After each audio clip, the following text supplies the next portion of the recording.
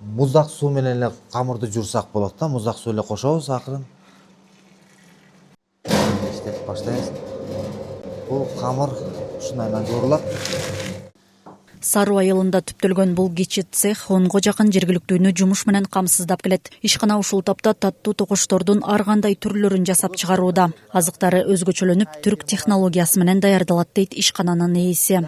Эртең менен туруп, кечке чейин жумуш болуп, ушактан алаксып, анча-мынча айылда болуп аткан нерселерди деле укпай калабыз да.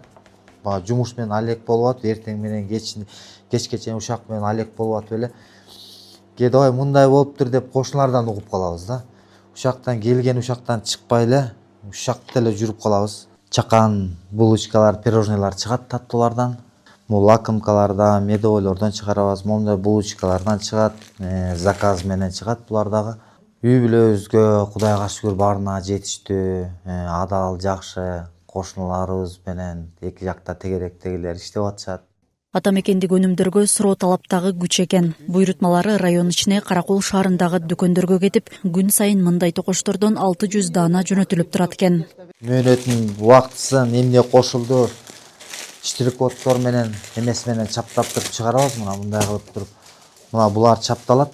Булар күнүмкүсүн жазылып, талапка жооп берет. Биягында сааты, мөөнөтү, убактысы бар.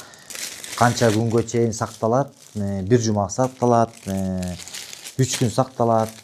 Канча эмне ичине эмне кошулуп атат, качан чыкты, эмне продукция ушунун баары тең биягында жазылып турат да.